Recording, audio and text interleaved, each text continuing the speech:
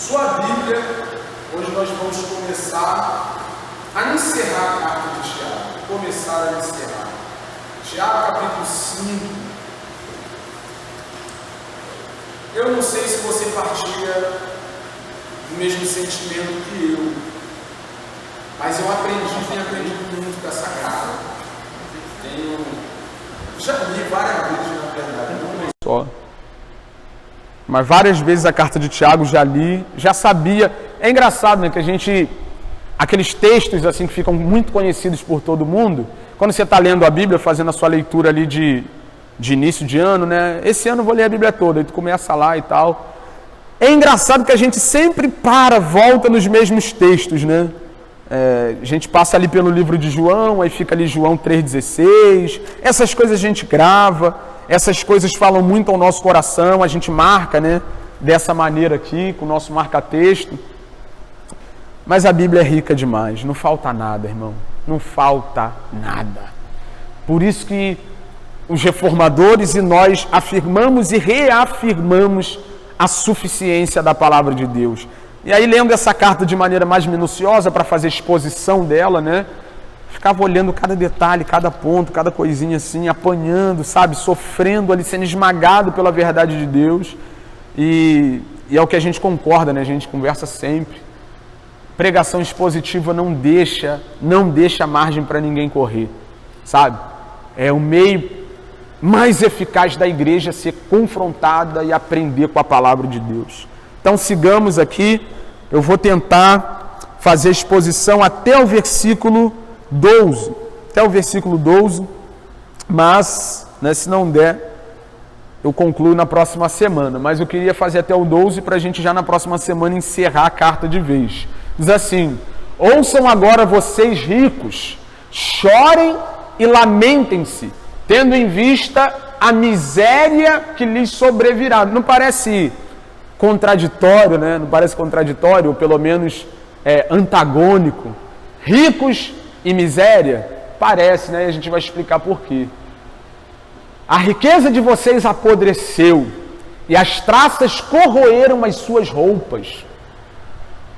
O ouro e a prata de vocês enferrujaram, e a ferrugem deles testemunhará contra vocês, e como fogo lhes devorará a carne. Vocês acumularam bens nestes últimos dias. Vejam o salário dos trabalhadores que ceifaram os seus campos e que por vocês foi retido com fraude. Está clamando contra vocês. O lamento dos ceifeiros chegou aos ouvidos do Senhor dos Exércitos. Vocês viveram luxuosamente na terra, desfrutando prazeres e fartando-se de comida em dia de abate. Vocês têm condenado e matado o justo, sem que ele ofereça resistência. Portanto, irmãos, sejam pacientes até a vinda do Senhor. Vejam como o agricultor aguarda que a terra produza a preciosa colheita, e como espera com paciência até virem as chuvas do outono e da primavera. Sejam também pacientes e fortaleçam o coração, pois a vinda do Senhor está próxima. Irmãos, não se queixem uns dos outros, para que não sejam julgados. O juiz está às portas. Irmãos, tem uns profetas que falaram em nome do Senhor, como exemplo de paciência diante do sofrimento. Como vocês sabem, não consideramos felizes aqueles que mostraram perseverança.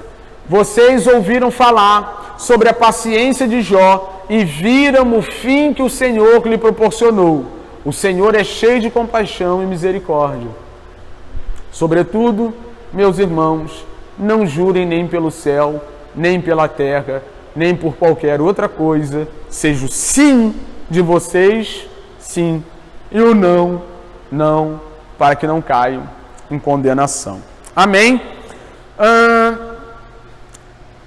Tiago já acabou aquele bloco, onde ele tratou por muito tempo a ideia da contradição entre o comportamento dos irmãos e a fé que professavam, né?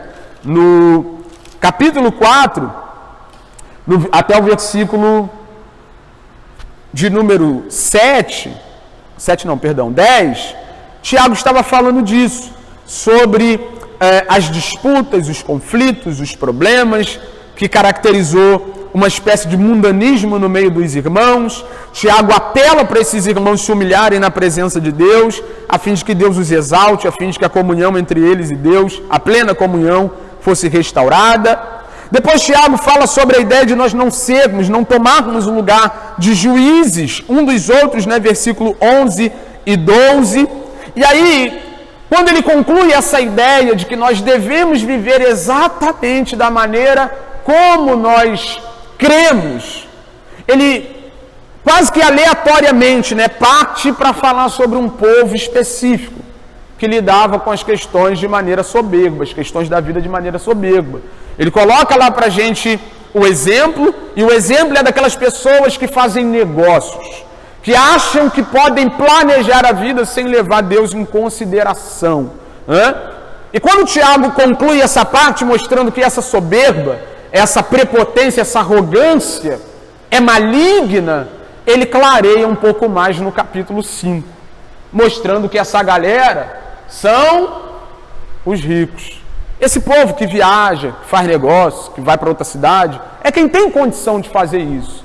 E Tiago, no capítulo 4, no final, na segunda parte do capítulo 4, ele já começa a tratar com esse pessoal, dizendo, essa soberba, essa arrogância, essa presunção de dizer amanhã vou fazer tal coisa, sem levar em consideração o fato de que vocês não são donos do amanhã, isso é do diabo. E não só isso, eu tenho mais a dizer para vocês. E aqui, a gente precisa levar em consideração o contexto do início da carta, onde fica claro do porquê que Tiago escreveu. Esse povo, para quem Tiago escreveu, eram aqueles irmãos que fugiram por causa da perseguição, estavam espalhados por todo o Império Romano e agora têm que lidar com essa nova vida de fugitivos, de foragidos, enfrentando perseguição o tempo todo. E quando eles chegam nas cidades onde vão se alocar a partir da sua peregrinação, eles encontram essa raça de gente aqui, eles precisam de emprego, eles precisam trabalhar, eles precisam ser sustentados, eles precisam sobreviver, e essa raça aqui se aproveita disso. Então, fica claro que quando Tiago fala desse homem soberbo que planeja a vida sem levar Deus em consideração, ele não está falando de cristãos propriamente dito, mas de gente que está em torno desse povo, mas que não leva a Deus em consideração. E pior do que isso, esmaga, humilha, oprime o povo de Deus que precisa ser assistido por esses homens que estão perto do povo de Deus, mas não são povo de Deus. E aqui é legal que você vê que Tiago não tem uma preocupação de escrever só para a comunidade, só para os cristãos.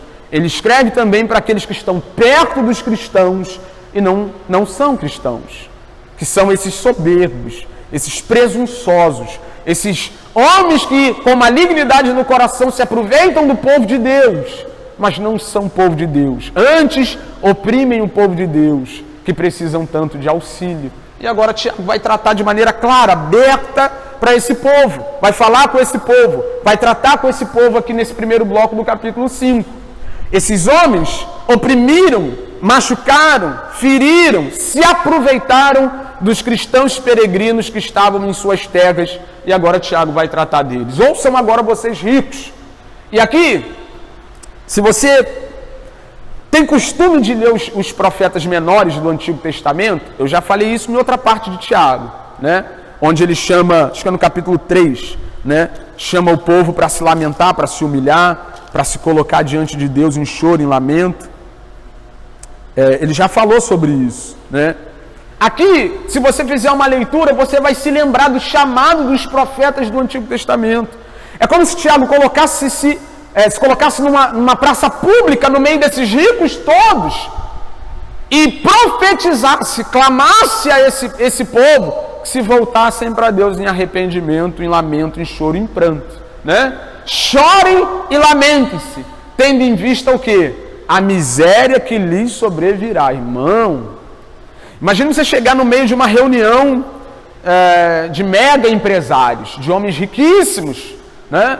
Num salão de um hotel extremamente luxuoso, e aí você pega vários empresários, vários donos de empresas grandes, homens que têm 1.000, 2.000, 3.000 funcionários à sua disposição, se levantar e dizer para eles: vocês têm que chorar e se lamentar, tendo em vista, pensando no quê? Na miséria que está vindo aí.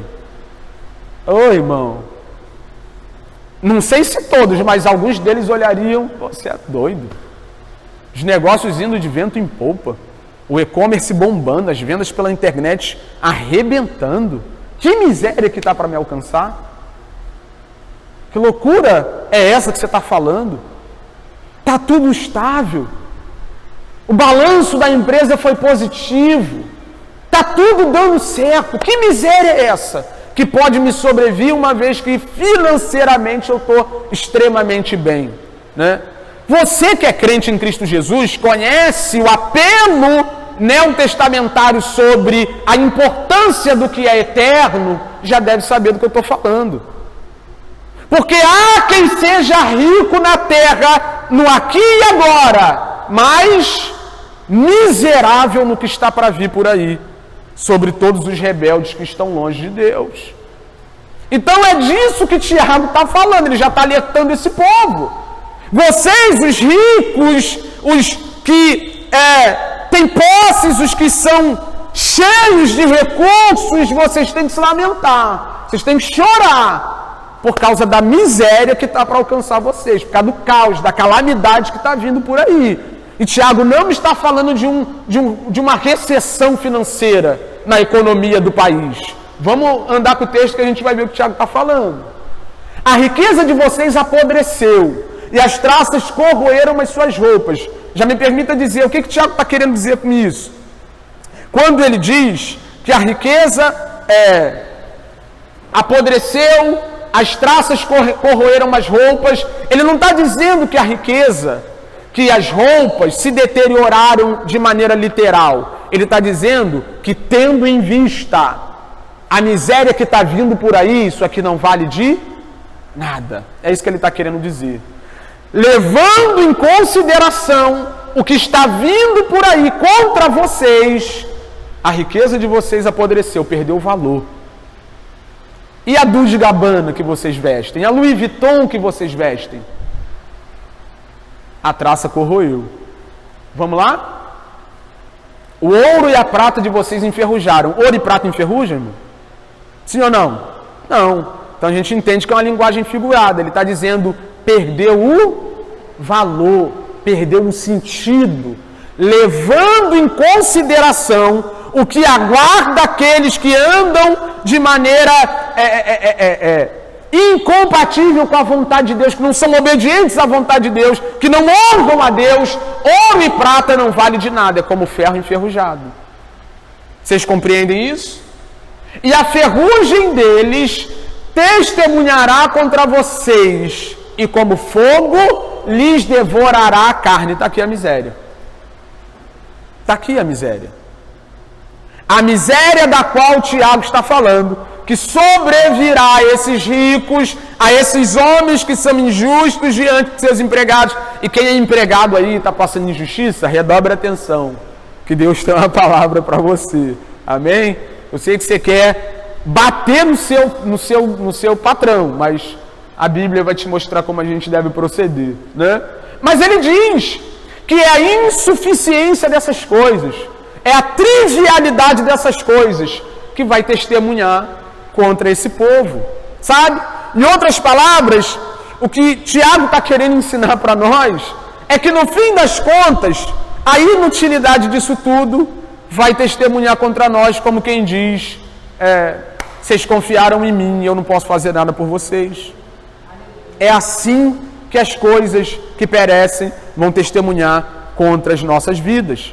Nós, ou aqueles que costumam colocar sua confiança no ouro, sua confiança na prata, fazem das coisas dessa vida aqui os seus ídolos, os seus deuses, naquele grande dia, vão ver essas coisas perecer diante de si, vão apelar a elas e elas não vão poder fazer nada para eles. Esse é o testemunho. E onde que isso vai acabar? O fogo lhes devorará a carne.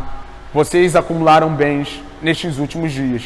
De que últimos dias Tiago está falando? Isso aqui é uma questão teológica, né? E algo que todo mundo precisa saber.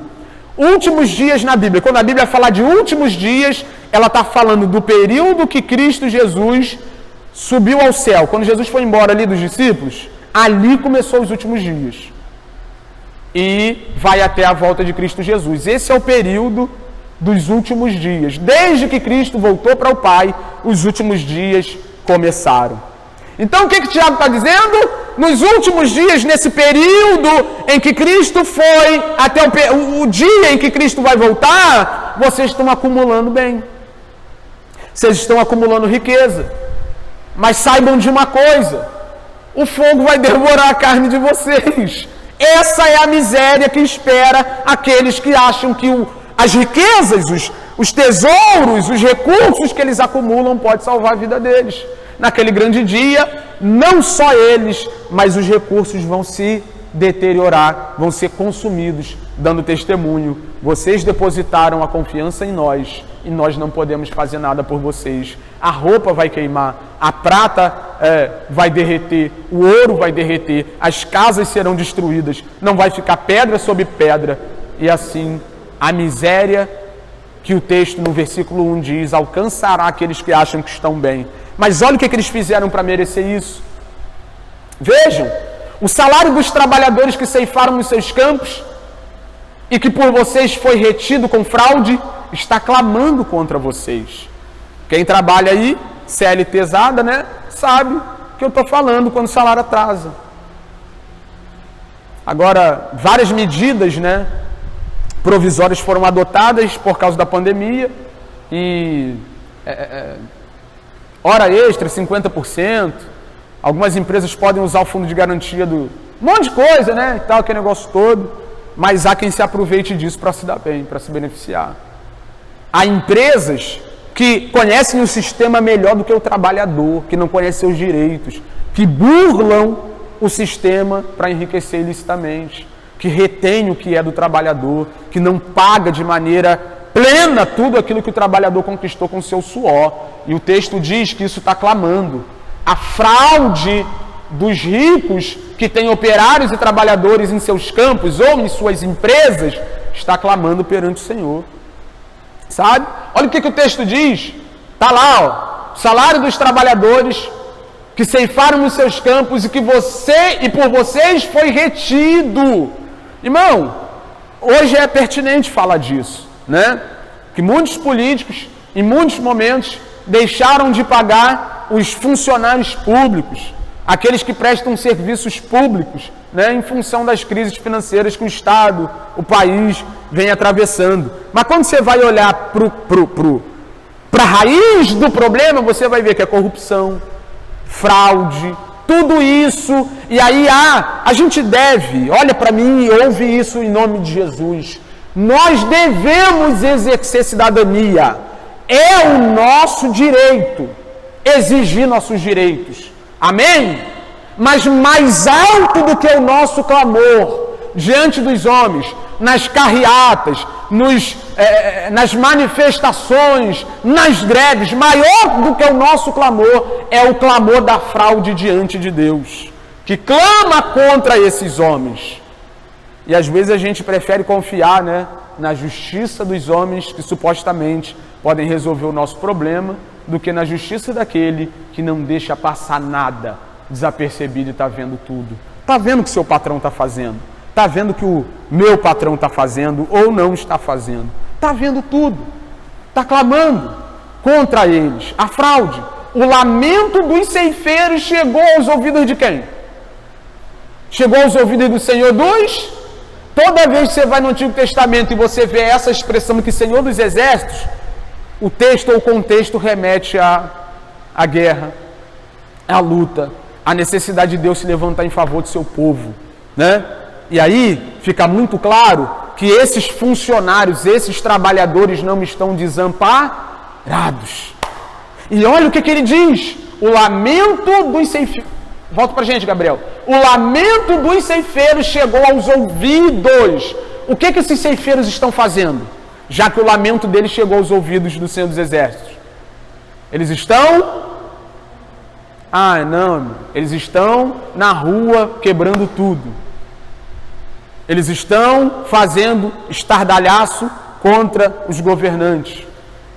Eles estão fazendo passeatas e carreatas, greves. Eles estão conclamando ao povo, vem para a rua. Eles estão orando, pedindo a quem realmente pode fazer alguma coisa por eles. Eu repito aqui para que vocês não achem que eu estou sendo tendencioso ou leviano. Exerça a cidadania, exija seus direitos, faça tudo isso. É seu direito, não só direito, mas é seu dever cobrar quem a gente vai colocar hoje no poder, ou não, né? É nosso dever, é nosso direito quanto cidadãos, mas a vida cristã, às vezes, é excluída. E quando a gente vai para as Escrituras, eu fico olhando alguns pastores, alguns líderes, falando sobre essa necessidade desenfreada de nós termos enfrentamentos políticos o tempo todo em função da cidadania, em função do que... dos direitos que temos quanto cidadãos, né? Cara, vai para a Bíblia e me mostra uma manifestação social dos apóstolos, uma. Mostra-me uma manifestação social de Cristo. A única coisa que eles faziam era pregar o Evangelho, porque o Evangelho é resposta para todos os males nessa vida. Chamavam os homens ao arrependimento, e agora compreenda comigo, se você conclama os empresários injustos ao arrependimento, a palavra de Deus entra e eles se arrependem, você acha que vai ter injustiça dentro do contexto do trabalhista? Sim ou não? Você acha que um empresário crente, temente a Deus, vai fazer com que seus funcionários trabalhem para ele e vai reter de maneira fraudulenta o salário deles? Então o Evangelho é a resposta. Agora, infelizmente, está mais do que claro para nós que nós não vamos conseguir alcançar todos. Que Deus não quer alcançar todos. E que a gente vai ter que lidar com esses problemas. E que é determinado pelas Escrituras que os ceifeiros lamentem nos ouvidos do Senhor dos Exércitos.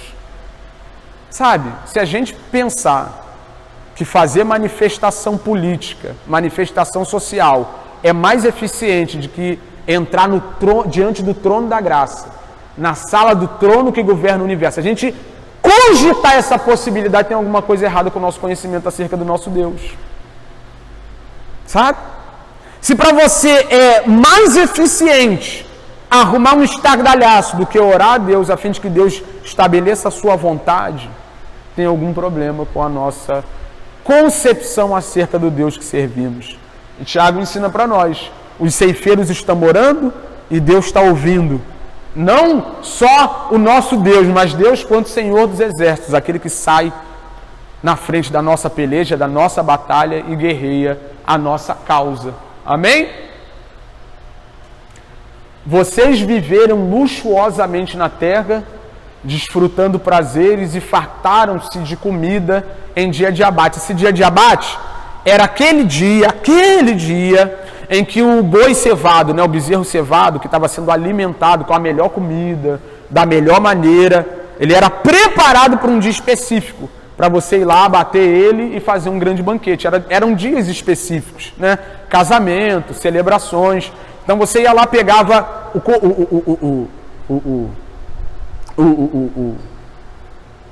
meu Deus, o bezerro. Pegava o bezerro lá que estava sendo alimentado, estava sendo cevado, estava sendo nutrido e abatia ele para que houvesse um grande banquete para todo mundo. O que Tiago está dizendo é que esse povo vivia como se fosse dia de abate todo dia. Como se todo dia tivesse um bezerro desse para abater. Ou seja, eles tinham muito. Eles tinham muito. E o texto diz que eles viveram assim na terra. Na terra. Né? Na terra, há quem vai pilotar uma Lamborghini. Há quem vai pilotar uma Mercedes. Na terra, há quem vai comer caviar todos os dias. Eu já comi, nem gostei muito. Né, bom? Sabe, lagosta, melhor comida todos os dias. Há quem nem vá lavar louça porque tem dinheiro para comer fora todo dia.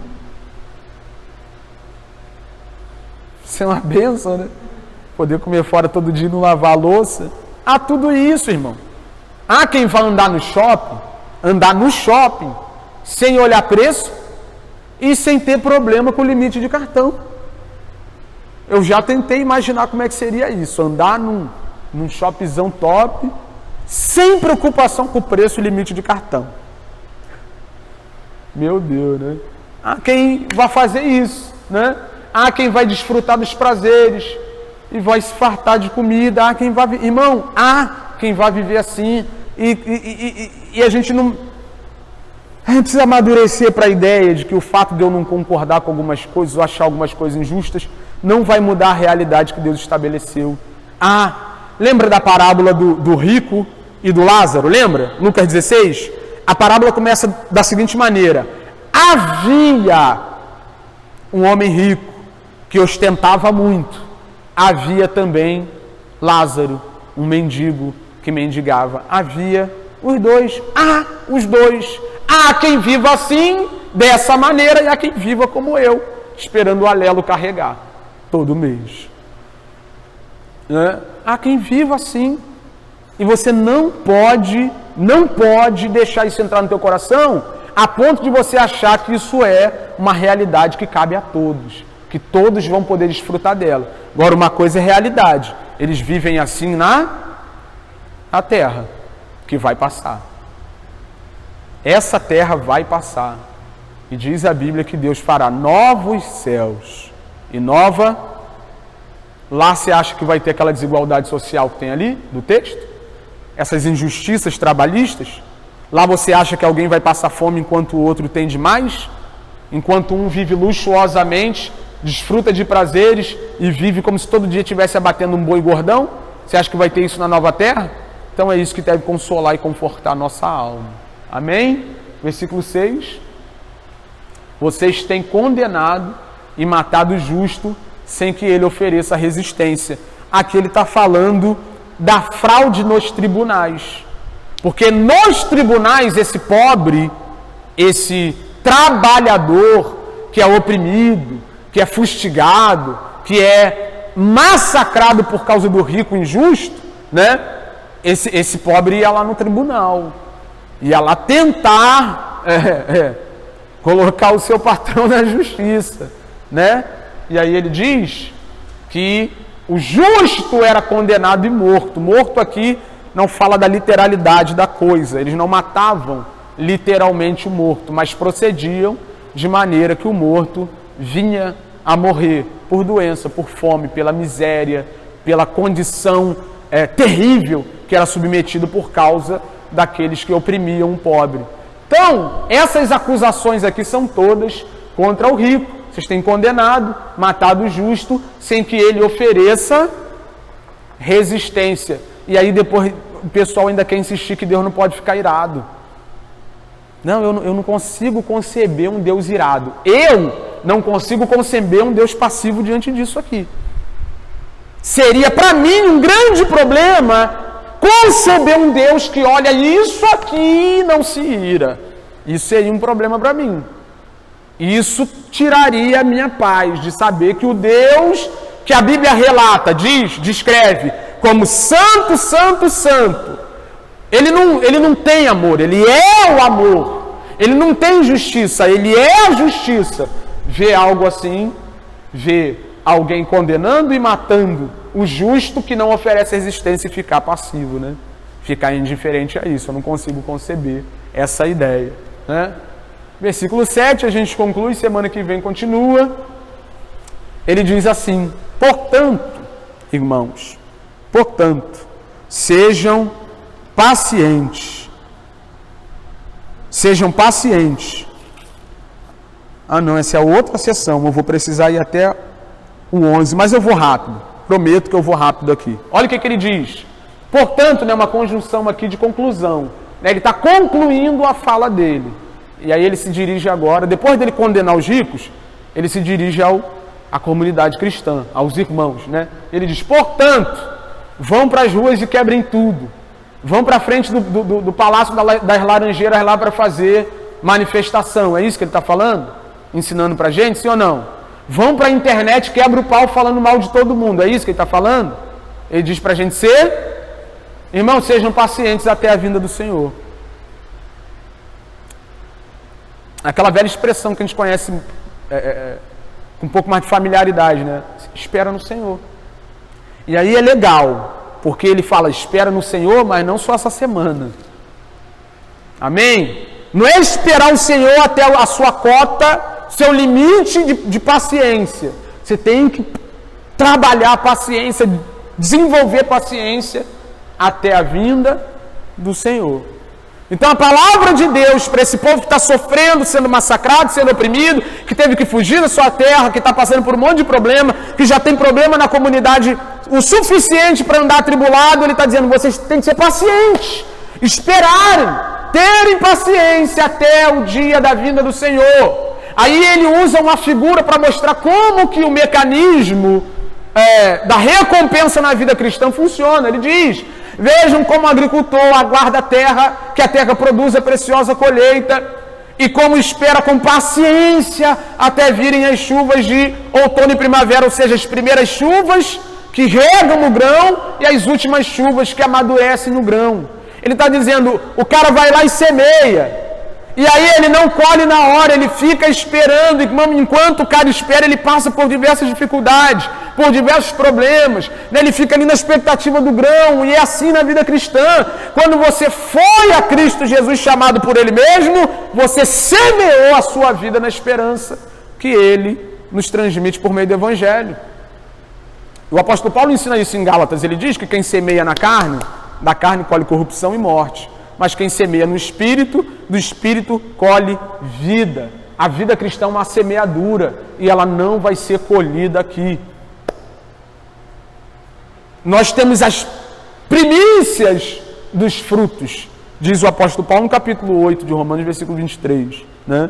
Nós temos as primícias, os primeiros frutos, regeneração, Deus habitando em nós, libertação do pecado, os primeiros frutos. Mas a plenitude da colheita não vem agora, tem que esperar e com paciência. Sejam também pacientes e fortaleçam o coração. O que é fortalecer o coração? Entenda uma coisa que eu já disse, vou morrer dizendo porque isso é muito importante. O seu coração, o homem interior, o que você é aí dentro, precisa ser nutrido. Ou você dá para ele McDonald's, ou você dá para ele um prato. Eu aprendi com o Claudinho isso. O Claudinho falou que o prato mais nutritivo é o prato mais colorido. Não é assim que funciona? Quanto mais colorido, mais nutritivo o prato. Aí você bota lá uma cenoura que é laranja, né, abóbora, um tomate que é vermelho, um alface que é verde, aí um feijão que é negro, um arroz que é branco. Você que vai escolher o que você vai dar para o seu coração. Se você ficar dando McDonald's, seu coração não vai ser nutrido, não vai ser fortalecido. É por isso que tem um monte de gente abatida no nosso meio. Só alimenta o coração com porcaria. E aí, como é que a gente alimenta o coração? A gente alimenta o coração com aquilo que a gente coloca para dentro. E a gente coloca para dentro de dois jeitos: vendo e ouvindo. É assim que se alimenta o coração, a alma, o homem interior. Ou você coloca coisa boa para dentro e tem o coração fortalecido, robusto, ou no dia mal você não vai conseguir lidar bem com as dificuldades. No meio da opressão você vai se entregar a toda sorte de males. Vai viver uma vida medíocre, espiritualmente falando, vai ficar mal mesmo. E não tem desenrolo. Não tem desenrolo. Uma pessoa que se alimenta mal não consegue produzir, resistir, desenvolver como uma pessoa que se alimenta bem. Não tem desenrolo. Isso é uma máxima do aspecto fisiológico. E para o coração a mesma coisa. Cara, está alimentando mal o coração, está ouvindo o quê? Está lendo o quê? Está observando o quê? Passa quanto tempo diante de Deus? Quanto tempo orando, fortalecendo a alma? Quanto tempo lendo Bíblia? Reforçando o que você conhece através da leitura e meditação constante. Então não tem desenrolo. Sabe? Há quem queira viver uma vida cristã plena, né? Uma vida cristã extremamente abençoada, extremamente saudável sem se alimentar bem. Não existe isso. Fortaleça o coração, pois a vinda do Senhor está pertinho. O Senhor está pertinho de vir. E quando eu digo pertinho, eu não estou dizendo que ele vem amanhã, ainda tem muita coisa para acontecer de acordo com as Escrituras, né? Mas isso fala de que a nossa vida é breve. Isso fala que de um jeito ou de outro nós não temos muito tempo para nos encontrarmos com o Senhor. 80 anos perto da eternidade não é nada. 100 anos perto da eternidade não é nada. Cristo pode ainda nos encontrar aqui se os eventos que a Bíblia descreve no que diz respeito ao contexto escatológico acontecerem, né? Mas, por outro lado, também você pode morrer de Covid na próxima semana. Eu posso. E vocês estarem aqui no próximo domingo lamentando a minha partida, chorando e rindo ao mesmo tempo, né? Aquele misto de sentimentos. Então, fortaleça o coração. A palavra de esperança de Tiago para esse povo que está sendo oprimido, isso é legal, irmão, isso é terrível. Ele não está falando de um povo que está em guerra espiritual, aquela batalha que o Satanás está ao derredor. Ele está falando de um povo que trabalha e está sendo oprimido pelo patrão. Você está vendo como é que a vida cristã está em tudo? E ele está dizendo para alguém que está sendo oprimido pelo patrão, fortalece o coração.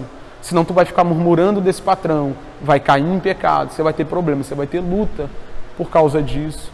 Toda a vida cristã é toda a vida humana. Toda a vida humana é a nossa vida cristã. Versículo 9. Irmãos, não se queixem um dos outros, para que não sejam julgados. O juiz está às portas. O que ele está falando aqui? O que ele está fazendo? Remontando capítulo 4, versículo 11 e versículo 12, onde ele diz que nós não devemos falar mal do nosso irmão, né? Julgar o nosso irmão como quem o condena. Por quê? Porque há só um legislador, há só um juiz, e o juiz está às portas. Em outras palavras, ele está dizendo mais uma vez para esses irmãos: não permitam que essa situação faça com que vocês pensem que as pessoas que estão ao redor de vocês são irremediáveis. Ao invés disso, vai fortalecer o coração. Versículo 10. Irmãos, tenham os profetas que falaram em nome do Senhor como exemplo de paciência diante do sofrimento. Lê a sua Bíblia, você vai ver como os profetas do passado aos quais ele se refere sofreram, apanharam, mortos, cerrados ao meio, né? Há quem diz que Isaías foi cerrado ao meio, Jeremias jogado na cisterna, preso, enfim, olha para o passado e contempla como os nossos irmãos viveram a vida cristã. E a grande questão é a seguinte: se eles tiveram que passar por tudo que passaram para que a fé se mantivesse intacta, para que o testemunho se mantivesse fiel, por que eu tenho que andar de carro zero na Barra da Tijuca, através do mesmo testemunho? Não é coerente querer viver uma vida que os nossos irmãos no passado não tiveram o direito de viver. Eles não ocuparam os palácios, eles não ocuparam os lugares altos da sociedade, eles foram perseguidos por amor ao Deus que serviam. E ele diz: tem isso aí como exemplo, a paciência e o sofrimento dos profetas do passado. Versículo 11, e aqui a gente encerra aqui. Como vocês sabem, nós consideramos felizes aqueles que mostraram perseverança. Em outras palavras, feliz não é aquele, bem-aventurado, né? Não é aquele que alcança o que quer, mas aquele que persevera a despeito do que tem ou a despeito do que está passando, né? Porque quem persevera porque tem algo, o dia que não tiver vai deixar de perseverar. Se sua vida é condicionada ao que você tem, ao que você tem recebido, ao que você tem alcançado, o dia que isso for embora, você vai desmoronar junto com isso. É o que nós chamamos de ídolos de pés de barro, não é? Pés frágeis. O dia que esse ídolo desmoronar, sua vida desmorona junto com ele. Então a grande questão é que não é feliz, não é bem-aventurado aquele que se mantém de pé, que se mantém firme porque consegue ou vai conseguir alguma coisa, mas é bem-aventurado aquele que, independente de tudo, persevera. Vocês ouviram falar sobre a paciência de Jó, e aqui é legal, para a gente encerrar. Se você ficar no versículo 10, você vai pensar: Wesley, os profetas do passado tiveram paciência, perseveraram? Porque eles eram profetas, cheios do Espírito Santo, cheios de Deus. Agora eu, um mero trabalhador, um mero chefe de família, um mero empresário, um mero estudante, como é que eu vou perseverar igual os profetas? Os profetas eram os profetas. Jó era o quê, irmão? Chefe de família, um empresário, um homem que tinha muitos bens, tinha que administrar a casa dele, os bens que tinha. Era um cara normal, que cuidava de uma família normal. A grande diferença de Jó entre Jó e os outros chefes de família é que ele era temente a Deus. Não estou falando de um profeta cheio do Espírito Santo que profetiza em nome do Senhor. Estou falando de um chefe de família, pai de 10 filhos. E que tem um monte de coisa para resolver no dia a dia. Gado para cuidar, ovelha para cuidar, cabra para cuidar, camelo para cuidar. Igual você tem um monte de coisa para cuidar. Que de repente perdeu tudo! E diz a Bíblia que ele foi paciente. Que ele teve paciência. É daqui que saiu a expressão paciência de Jó. Amém? É daqui. E vocês viram o fim que o Senhor lhe proporcionou. E qual é o fim que o Senhor proporcionou a Jó? Alguém vai dizer, Deus deu a ele o dobro do que ele tinha. Irmão, isso é uma balela. Jó perdeu quantos filhos? 10, não perdeu 10? Algum dos filhos ressuscitou? Sim ou não? Quem é mãe aqui sabe, dá para substituir filho? Dá não, irmão. Ninguém bota um filho no lugar do outro que partiu, não. Jó não recebeu o que tinha de volta. Então essa ideia de que Jó teve a sua vida restaurada 2 vezes mais, a plenitude daquilo que Jó tinha foi dobrado, isso é uma falácia. Deus deu a ele bens materiais em abundância? Deu. Deu filhos de novo? Deu. Fez tudo isso, mas o que a Bíblia se refere aqui é que Jó disse, agora os meus olhos te veem. Eu te conhecia de pessoal pregar, te conhecia do pastor falar, do testemunho dos outros, agora eu te vejo, te conheço, tenho uma experiência pessoal contigo, e é o que mais vale. A paciência que nós devemos ter é aquela que vai nos proporcionar uma experiência real com o Deus que salvou a nossa vida, com o Deus que salvou a nossa alma. O Senhor é cheio de misericórdia e compaixão e misericórdia. Amém? Sejamos pacientes, mesmo com todas as dificuldades que temos enfrentado, mesmo com todos os problemas que nos sobrevêm, mesmo com os patrões que oprimem as nossas vidas e de vez em quando não vigiam. Que sejamos pacientes, porque o que é dele está guardado e o dia do Senhor se aproxima e nós receberemos o que os profetas do passado e o que Jó recebeu para a glória do nome de Deus. Amém? Nos coloquemos de pé, vamos orar.